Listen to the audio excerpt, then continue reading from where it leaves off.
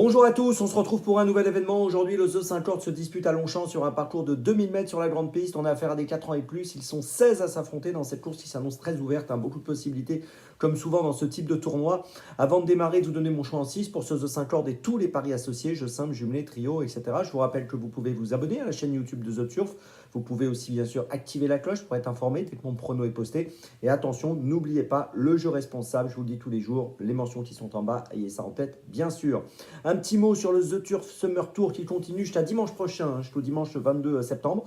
Donc n'hésitez pas à vous inscrire avec le lien sous la vidéo YouTube. Et si vous êtes déjà inscrit, écoutez, rendez-vous sur les réseaux sociaux de The Turf pour participer à des jeux, gagner des bonus Turf ou des cadeaux. Un petit mot également sur l'émission Dans mes jumelles que je vous présente tous les jours. 3 chevaux sélectionnés plus une petite folie, 4 chevaux au total pour toutes les réunions premium. Donc n'hésitez pas à consulter l'émission du jour. À la fin de cette émission de ce The 5, vous aurez un lien qui vous mènera directement sur l'émission de ce dimanche. Et sinon, rendez-vous sur la chaîne YouTube de The Turf ou sur les réseaux sociaux de The Turf pour retrouver cette émission quotidienne. Allez, on y va. En 6 pour ce The 5 dont je l'ai dit très ouvert. En tête, écoutez, j'ai placé le numéro 2, Calas. Calas qui est rallongé sur la distance de 2000 mètres aujourd'hui. Mais ça devrait bien se passer malgré tout. On l'a vu finir quatrième dernièrement du prix des Terres Noires sur 1600 mètres à Chantilly au début du mois de septembre. Troisième à Deauville sur 1600 mètres du Grand Handicap de Deauville. C'était bien également. Ses 10 dernières courses, c'est 7 fois dans les 4. Il a vraiment beaucoup d'atouts. Il est assez joué ce matin de manière assez logique, me semble-t-il. Il mérite du crédit. Je le place en tête. Il me semble apte à jouer le premier rôle. En deuxième position, j'ai placé le numéro 14 de Chiareggio. Alors attention à Chiareggio, il ne faut pas juger trop sévèrement sur son récent échec où il a fini 15e dans le prix des greniers à Selles. C'était à Deauville le 10 août dernier. Ce jour-là, il a pour ainsi dire pas couru. Il s'est retrouvé bloqué dans la ligne d'arrivée. Il n'a pas pu s'exprimer, donc il ne faut pas le juger là-dessus, mais plutôt prendre en compte sa victoire de Chantilly au mois de juin ou sa 5e place à Deauville à la fin du mois de juillet. S'il a un parcours fluide, si tout se passe bien, associé à Alexis Pouchin, il a sa place sur le podium. En troisième position, j'ai tenté un petit truc. J'ai placé un outsider assez spéculatif, le numéro 15, Bubblebee. Alors, c'est une concurrente qui a été absente entre le mois de mai et le mois d'août.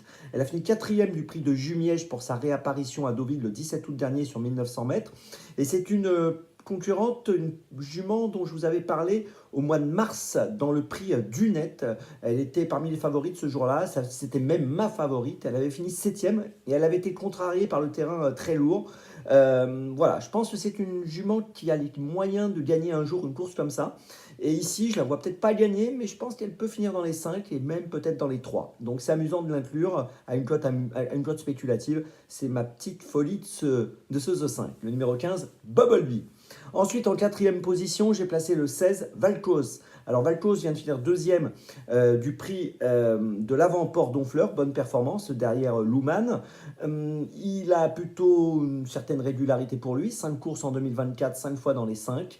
Et dans cette course, écoutez, voilà, avec ce poids de 53,5 kg, je pense qu'il est tout à fait compétitif. En cinquième position, j'ai placé le numéro 6 ensuite, c'est-à-dire Thunderspeed. Alors, Thunderspeed est très sérieux lui aussi, 5 courses en 2024, 5 fois dans les 5 lui aussi, troisième dernièrement du prix des greniers à Selles, troisième à Lyon-Paris auparavant au mois de juin, c'est le favori de la course, on est obligé de le garder. Et puis en sixième position, j'ai pas mal hésité, mais finalement j'ai retenu Luman, le numéro 11, qui avait gagné le prix de l'avant-port d'Honfleur, donc devant Valcos. Il a été remonté de 3,5 kg sur l'échelle des poids ensuite. Il a malgré tout terminé deuxième à Deauville le 18 août dernier sur la PSF, sur les 1900 mètres.